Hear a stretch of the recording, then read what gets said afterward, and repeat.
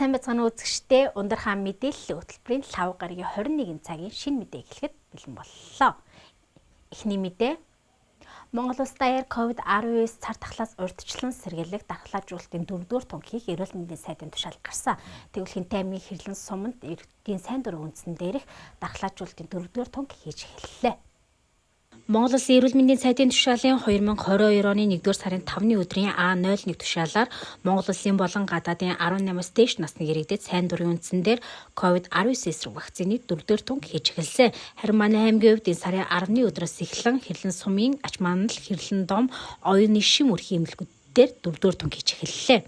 За 2021 оны байдлаар бол манай дээр бол Хэрлэн сумын одоо 1/2 дугаар багийн хэмжээнд бол нийтдээ 1-р тунд бол 79% нь бол хамрагдсан нийт хүн амын маань 2-р тунд болохоор 83.6% нь хамрагдаад 3-р тунд бол 23% хамрагдсан байна.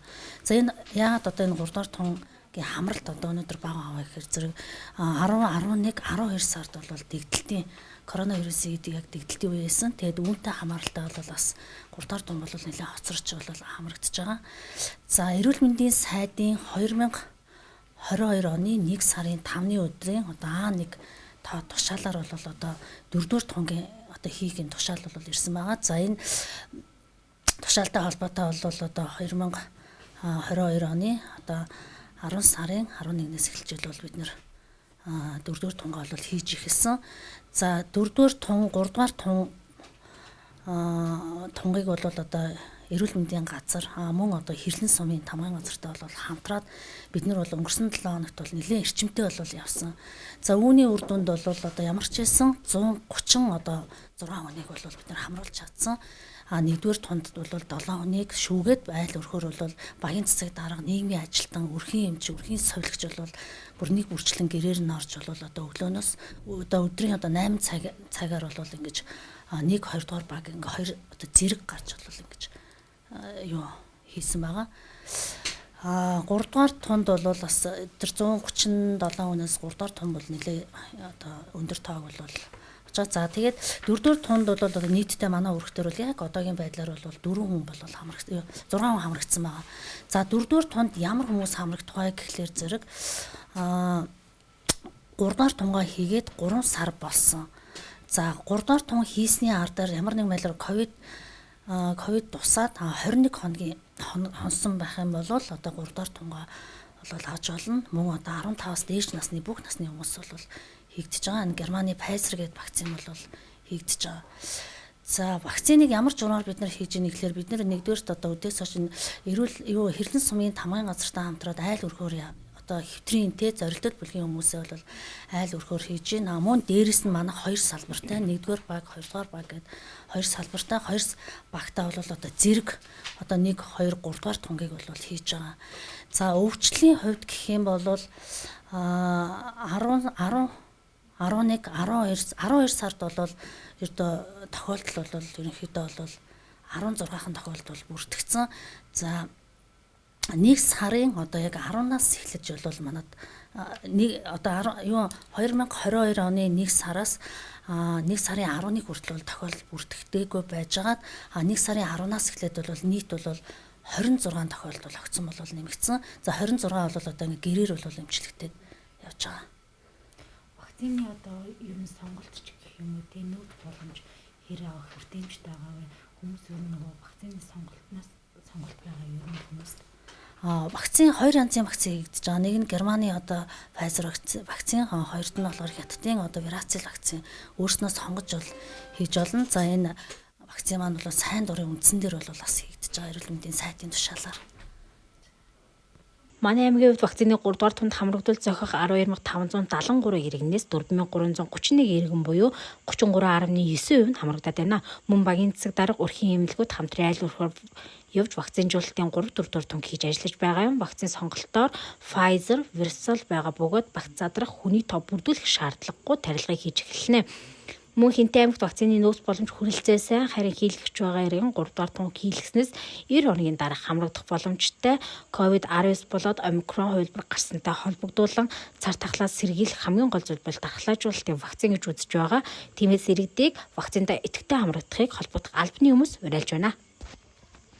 Тэгээ хамгаална гэдэл хийлэх гэл байж байгаа шүү дээ. Тэгээ одоо хийлэх гэдэг даралтаа үзүүл гарч ирж байгаа гэж байна. Хийлэх гээд тий. Иргэдээ бас Тэгээ уриалж вакциндаа хамрагдаараа л гэж уриалъя та. Тий. Тий. Дөрөвдүгээр хийлэх гээд нэг даралт моралтаа үзүүлээ сая гарч ирээд. Таны ямар вакцин хийлгэх гэж байгаа вэ? Хийж байгааг л хийлгэх байх та. Герман вакцин гэсэн байна. Тий. Би урд нь 3 хожоо вакцин хийлгэсэн. Та энэ вакцины талаар юу нэр мэдээлэл таагаа вэ? Танд үнэхээр энэ одоо олон нийтийн явж байгаа мэдээлэл танд хүрч чадчих байгаа юу? Чадчих. Надад зөв ковид мэд тусаагнд юу вакцин хийлгэсээр өртөө ханаа чухаж өрөхгүй л байгаа шүү дээ. Тий. Би ковид тусаагүй тэгээд бас ач тустай юм бол санаад хийлгэх гэл байж байна. Тий. Одоо вакциндаа хамрагдаар л гэж хэлээ даа. Өнөрхөө мэдээллийн хөтөлбөр тодруулах булангаараа үргэлжилж байна. COVID-19 болон цаг үеийн нөхцөл байдлын талаар Хинтээ аймгийн засаг дарга орлогч Батзайхан иргэдэд дэлгэрэнгүй мэдээллийг хүргэлээ.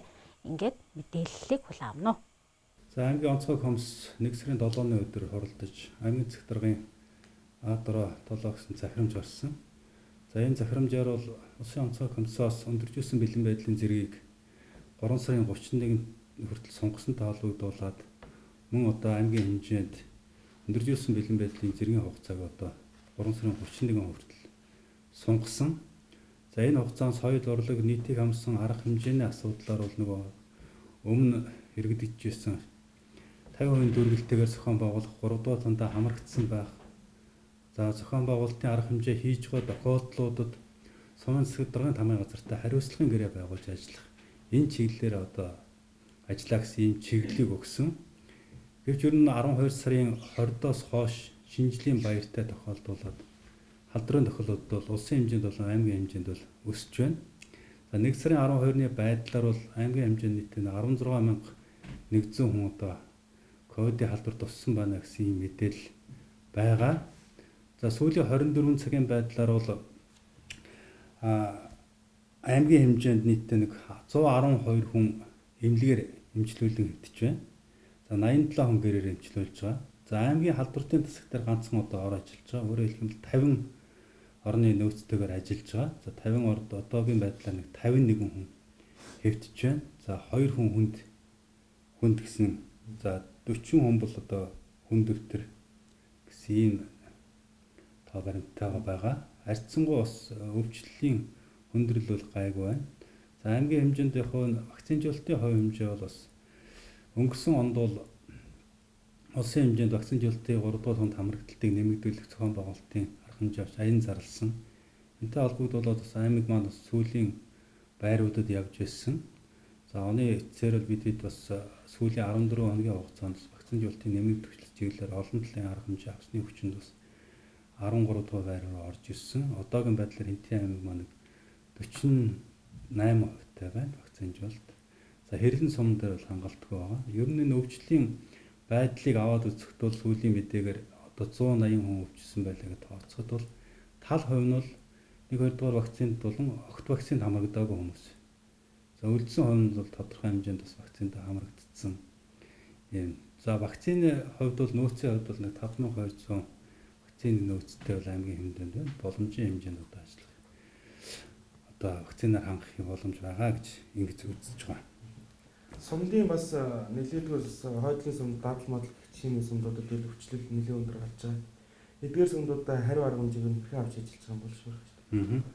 За аймгийн шуурхайчтай энэтэй холбогдуулаад хуралдсан. Ер нь сүүлийн үед өвчлөл ихсэн. Ялангуяа хэрлэн сумд дадал сум дээр нэлээд байна. Одоогийн байдлаар ихэд сум болгонд 1 юм уу 2 юм уу 3 юм ингээд тодорхой хэмжээнд юунууд гараад байна л да. За сүүлийн 24 цагийн байдлаар ихэд бол төрөвчснээр 28 өхөд 48 өхөд 28-ны ирэх гарсан байх жишээ. Сүүлийн үед юуных юм байна? PCR-аар өхөд 36-аас 36 төрөвчснээр. PCR-аар бол 40 сарч ирснээс 8 нь одоо ирэх гарсан байх жишээ. Энэ голчлон одоо хэрлэн сум, дадал сум дээр байна. Тэгэхээр энэ дадал сумын нөхцөл байдал одоо юунаас болсон бэ гэхээр 12 сарын сүүлээр бас шинэ жил болсон. За мөн одоо буйны ажил болсонтой холбогдуулаад энэ тэндээс хүмүүс нэлээд ирсэн. Энтэй холбогдуулаад өвчлөлийн одоо цикл бас нэлээд өргөн болсон. За аймгийн төв болон Баян хотын сумын хувьд бол бас энэ нийтийн цэнгэнд бүжиг явсан. Бүжиг явсантай холбогдуулаад бас өвчлөөд бий болсон. Энэтэй холбогдуулаад сумдын одоо там засаг дарга болон түн хамгийн газарт бол шуурхайстайгаар чиглэл өгч энэ одоо бүжиг цэнгэний арга хэмжээг одоо зохион байгуулах, хориглох ийм шийдвэрүүдийг гаргасан. Энэний дагуу одоо аймгийн төв дээр явагддаг Ахмадын бүжигч гэдэг юм уу 5 дугаар аг дээр болдог бүжигнүүд бол одоо зогссон байж байгаа. Шинжлэлийн арга хэмжээний өөрөө бас зохион байгуулалтаа хийсэн арга хэмжээний юмд бас нөхцөл байдлын бас хүндэрсэн гэж ер нь судалгаа дүүмэдээ гарч байгаа. Вакцинжуулалт яг сумдууд бол тодорхой хэмжээнд ажиллаж байна л да. Аймгийн зүгээс ч гэсэн бензин шатхууны зардал байхгүйтэй холбогдуулаад аймгийн цэгцлэгийн нөөцөс тодорхой хэмжээний зардал өгч шатхууны дэмжлэг үзүүлсэн. Энэтэй холбогдуулаад манай сумдын засаг дарга эрүүл мэндийн төвийнхэн бол хөдөө орон нутгаар авч айл өрхүүдээр авч малчтаар авч вакцинжуулалтын ажлыг хийсэн. Энэтэй холбогдуулаад бас вакцины хувь хэмжээ бол өсөж байгаа. За аймгийн хэмжээнд 30 гаруй хувьтай нэг 4 сум байж байна. 38.8%-тай Бороондор, 38.6%-тай Дархан, 36%-тай Баян хотог, 34.1%-тай Хэрлэн сум гэдэг. За Хэрлэн сумын хувьд бол төрийн байгууллагууд бол албан хаагчид бас энэ вакциндаа бүрэн хамрагдахгүй байна. Ер нь бол вакцины ач тус гэдгийг бол одоо ард түмэнд зөв ойлгох хэрэгтэй. Өвчл хөрчгөө хүмүүс бол харьцангуй хөнгөн тусч байна. Одоо энэ дэлхийн нийтийн хэмжээнд омикрон гэдэг энэ вирус гараад ирлээ. Энэ нь одоо томууч юм шиг эсвэл одоо үнэхээр одоо вирусны юм уу мэддэхгүй юм шинж тэмдгүүд байна. Адилхан шинж тэмдэгтэй учраас ялах салгахад их төвөгтэй хүүхдүүд бас ханаад томооны үе таарсан их тусчгаатай холбогдвол бас яг л одоо шинжилгээний хариугаар одоо энэ дүүмэд байгаа. Харин омикрон байна уу ямар байна уу гэдгийг бол одоо улсын хэмжээнд бас шинжиж чадах гадаад руу явж байгаа. Аймгийн хувьд бол нэг шинж тэмдэг бас байж магадгүй гэсэн 10 сарцыг бол төв рүү өсөт рүү явуулсан байгаа. Тэгээ шинжилгээний хариул хараахан гараагүй. За бид бүхэн шуурхааштай бас хуралдаад энэ орд элэх асуудлыг бас ярьж байна. Эхний ээлжинд бид нэр уламжлалт хамгаалахны төвийн хүүхдийн одоо соёлыг эхний ээлжинд одоо шаардлагатай бол ордынд байрлуулна. За 11 сарын 17-ноос эхлээд сүрээгийн эмнэлгийг сүрээд өвчтөн 14 өвчтөн байгаа. Тэр 14 өвчтнийг бол халамжийн ахмадын соёл руу шилжүүлнэ. За ахмадын соёлыг шилжүүлээд юун дээр сүрээ дээрээ бол одоо ороод илгээд 40 хүнийхээ доорыг нэмж авах ийм одоо зохион байгуулалтын ажил хийгдээд байгаа. За халамжийн хувьд бол бас өмнө тогоомогоо хагарсан гэдэг янз бүрийн асуудал болсон. Аймгийн нөөцөөс нь 13 сая төгрөг гаргаж засвар үйлчлэгээ хийж халаалт бол хэвээ явж байгаа. Учир нь тэнд ямар нэгэн нөхцөл байдал үүсэхгүй гэж харж байгаа. Эрүүл мэндийн сайдын тушаалаар 1 сарын 7-ноос эхлээд 4-р тун эхлүүлэх ийм шийдвэр гарсан байгаа. Тушаа шийдвэр нь өчигдөр ирсэн байгаа. За энэ бол эрүүл мэндийн газар зохион байгуулж хийгдэнэ. За 4-р тунг бол 3-р тунг хийгдснээс хойш 90 хоногийн дараанаас эхэлж одоо тарих хэрэгтэй гэсэн ийм чиглэлийг өгсөн байна. Тэгээд одоогийн байдлаар Хэнтийн аймгийн хэмжээнд онцгой байдлын газар эрүүл мэндийн салбарынхан за мөн одоо цагдаагийн байгууллага мэрэгжлийн хяналтынхан бол хамгийн ихний ээлжинд одоо вакцинд хамрагдсан учраас тэдний хугацаа эхэлчихэд байгаа. За 3 дахь тунгаас сүлд хийлгсэн хүмүүсийн хувьд бол хараахан болоогүй 2 сар 3 сар байгаа ч юм ингээ хийгдэх байхаа гэж бодож байгаа. Нөөцийн сүмнүүдээ авсан судалгаа юмнуудаа гаргаад татаа болтоо одоо зохион байгуулна гэж. За улсын хэмжээнд бол сар шинийн баярыг бол гэр бүлийн хэмжээнд тэмдэглэе гэсэн ерөнхий уриалга чиглэл гаргацсан. За аймгийн онцгой гомс хуралдахдаа бол ерөнхийдөө бол эхний ээлжинд бол байдал нөхцөл байдлыг харъя. Шаардлагатай хүндэрч байгаа сумдууд өөрснөө сумдаа зохион байгуулалтын арга хэмжээ авъя гэсэн чиглэлийг бол энэ захирамжаар өгсөн байна. Бусад аймагуудын хувьд бол харж байхад бол энэ 2 сарын 15 хүртэл 20 цэрийн тэглэм одоо янз бүрийн арга хэмжээг нийтийн амарсан арга хэмжээ цагаан сар тэмдэглэхгүй байхыг хоригдсан ийм хязгаарсан шийдвэрүүд гарч байгаа. Бид бол ойрын хугацаанд бас аймгийн онцгой гомс суралдаад энэ асуудлыг бас ярилцсна гэсэн ийм төлөвлөгөөтэй байгаа. Наан бид шуурхай штаб дээр яриад тамталтын багууд хэрхэн ажиллаж байгаа, хариу арга хэмжээний багууд хэрхэн ажиллаж байгаа, тэрийдийн судалгааны дүн хүндэслээд ер нь бол одоо яах шаардлага, хязгаарлах шаардлагатай юу, шаардлагагүй гэдэг асуудлаа бол одоо шийднэ. Нөхцөл байдлыг урьдчилан харж байхад бол ер нь зайлшгүй хязгаарлах нөхцөл байдал харагдаж байна. Яг гэвэл хэрлэн сум дээр маш их хөвчлөө, дадал сум дээр бас нэлээд болж байна. Тийм учраас бол энэ арга хэмжээ бас хязгаарлах чиглэлийн юм аа бас бид нар санал оруулна. Тэгээд онцгой гомс дээр яаж шийдэх вэ гэдгийг бол шийдэх ухаал гэж бодож байна. Мэдээллийн хөтөлбөрт хамт байгаа бүхэндээ баярлалаа. Дараагийн мэдээ. Иргэний мэдэх хэрэгцээүүд орон нутгийн сэтгүүлчтэй уулзалт зөвлөгөөнөөр төрийн ордонд боллоо. 21 аймгийн 70 гаруй хэвлэл мэдээллийн төлөөлөл оролцсон уулзалтаар тулгымцсан асуудлаа хэлэлцэж цаашд хэрхэн хамтран ажиллах талаар санал сэтгэлдээ солилцлоо. Улсын их хурлын парламентын сурталчилгаан мэдээллийн төв орон нутгийн хэвлэл мэдээллийн холбооноос хамтран зохион байгуулсан иргэний мэдэх хэрэгцээүүд уулзалтын хүрээнд оролцсон сэтгүүлчид тулгымцсан асуудлаа хэлэлцээс гадна Монгол улсад хүний эрхийн түгээмэл зөрчлүүд орон нутгийн түвшинтэй авилгын нөхцөл байдал Монголын үндэсний өв соёлыг хамгаалах хөгжүүлэх үйлсэд хэвлэл мэдээллийн байгууллагын үүрэг оролцоо гэх зэрэг сэдвээр илтгэл сонсож сонирхсан асуултад хариулт авсан юм а. Улсын их хурлын дарга Зандан Шатар ирүүлсэн мэндчилгээндээ Монгол улсын 2022 оны нэгдсэн төсөвт үндэсний контентыг бий болгох хөгжүүлэх зорилгоор тодорхой төсөв батлагдсан. Төв болон орон нутгийн хэвлэл мэдээллийн байгууллага студ редакц оролцох бүрэн боломжтой гэдгийг онцлсан байлаа. Улсын их хурлын даргын мэндчлэгийг парламентын сурталчилгаан мэдээллийн төвийн дарга Нинж Жамц уншиж танилцуулсан юм а. За бид орон нутгийн сэтгүүлчид жилдээ нэг удаа нийслэл Улаанбаатартаа хорон цуглаж салбарынхаа хэмжээнд хоригдлогдсон асуудлуудаа шийдэх төр засаг яамд агентлагуудад бас тодорхой хэмжээний мэдээллүүд авч сэтгүүлчдийнхаа сонирхсан асуултанд хариулт авч жилдээ нэг уулздаг ийм уламжлалтай. За энэ уламжлал маань бас ковидын улмаас 2 жил тасарсан. Бид нар одоо уулзаж нүүр нүрээ харалгүй бас нэлээд хугацаа өнгөрсөн байна. Энэ удаа энэ 2022 оны ихээр ер нь харилцангуй улсын онцгой комиссийн шийдвэрээр тодорхой хэмжээний уулзалтууд, танхимын уулзалтуудыг зөвшөөрөгдсөн байгаа учраас бид энэ уулзалтаа хийхээр ингээд туулсан юм аа. За энэ удаа бид 5 өдөр дараалсан цуврал, уулзалт зөвлөгөөн, сургалтуудыг зохион байгуулахаар төлөвлөсөн. Хамгийн ихний уулзалт өчигдөр харилцаа холбооны зохицуулах хорон дээр манай орон нутгийн телевизүүдийн оролцоотойгоор амжилттай зохион байгуулагдлаа. Манай орны хувьд хүн ам цөөн орон нутагт аймгийн төв, сумын төвийг стооцвол нүүдлийн байдлаа аж ахуй, газар тариалан эрхэлсэн малчид, тариаланчид нүүдлийн амьдралгаас үүдэн түүхийд ба материалын эргэлт удаан зах зээл хязгаарлагдмал байгаад байна. Нөгөө талаас техник технологийн дэвшил, төвийн хэвлэл мэдээллийн байгууллагын хүртээмж, хүний нөөцийн дутмаг байдал зэрэгс шалтгаалan өрсөлдөөний тэгш бус байдалж гарч байг орон нутгийн хэвлэл мэдээллийн байгууллагын ажилтнууд маань ярьдаг билээ.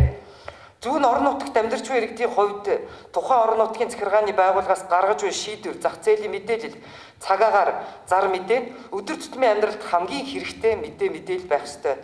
Энэ үргийг орон нутагт хэвлэл мэдээллийн байгууллага студ редакц хариуцах нь зохимжтой юм а. Өмнө нь дурдсан хүндрэл бэрхшээлийг шийдвэрлэх, даван туулах, бие биедээ туслах, арга туршлагаа солилцох зорилгоор орон нутгийн хэвлэл мэдээллийн байгууллагууд эвлэлтэн нэгдэж 21 аймагт гишүүнчлэлтэйгээр орон нутгийн хэвлэл мэдээллийн холбоо байгуулгадан бусад мэргэжлийн холбоотойгоо хамтарч ажиллаж байгаад дэвшилттэй сайшаалтай хэрэг юм аа. Авилгатай тэмцэх газраас өгсөн мэдээллээр 2020 онд мөрдөн шалгах ажиллагаа явуулсан нийтмийн 331 хэрэг байгаагийн 669 буюу 50.3% нь орон нутгийн холбогдлолтой хэрэг байжээ.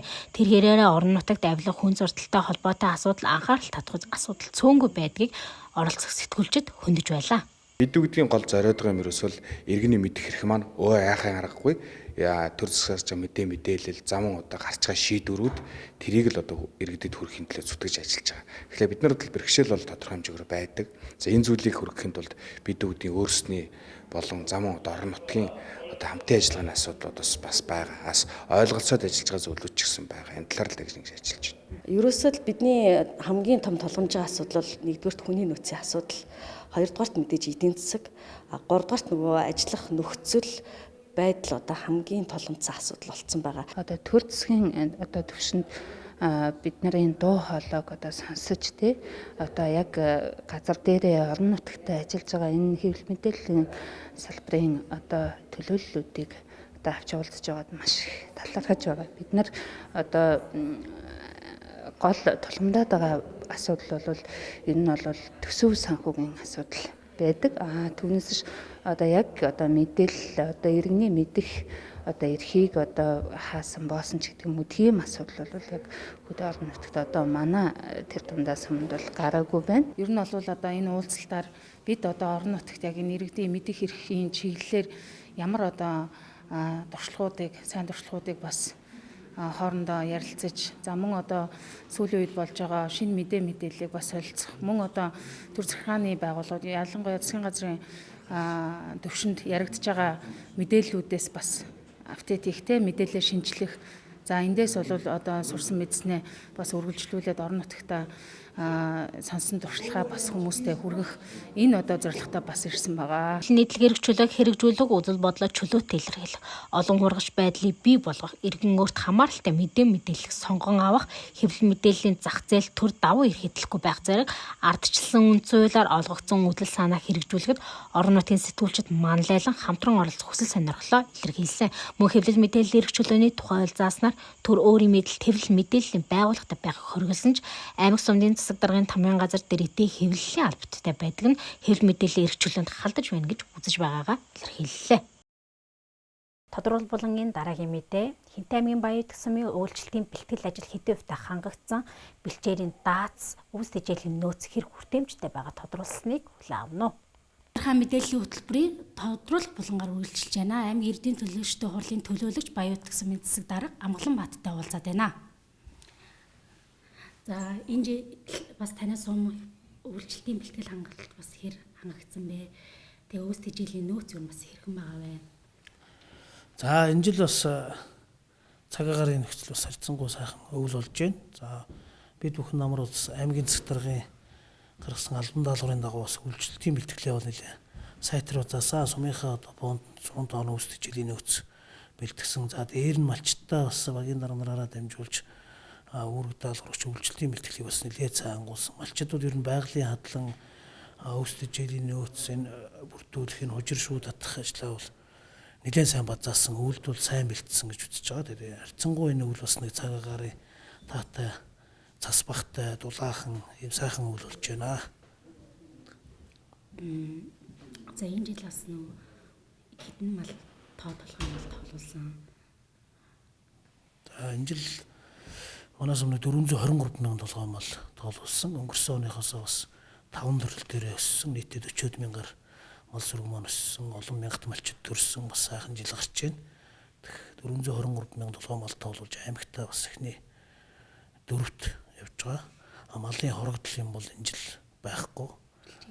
Бэлчээрийн даатс юмны хувьд бол бас намар бол сайхан, зуншлах сайхан, ургац сайн байсан болохоор бэлчээрийн даатс бол бас хэтрэлтгүй гэж гарсан. Гэхдээ яг нөгөө энэ жил чинь хот нь ихссэн манайханд.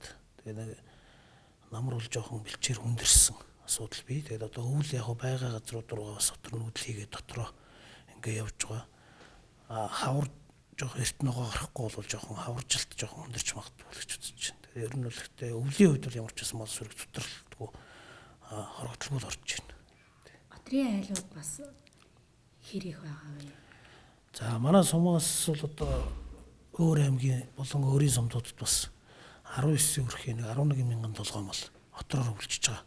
За Зэрэгэлдэх Сүхбаатар аймгийн Түвшинжирээ, Мөнххан, Дорнод аймгийн Хөлбөмбөр, Цагаав, Матад гэх сумдууд. За мөн өөрийн аймгийн Батноров, Нориулан сумдад нийтдээ 19 өрх хотроор явж байна да.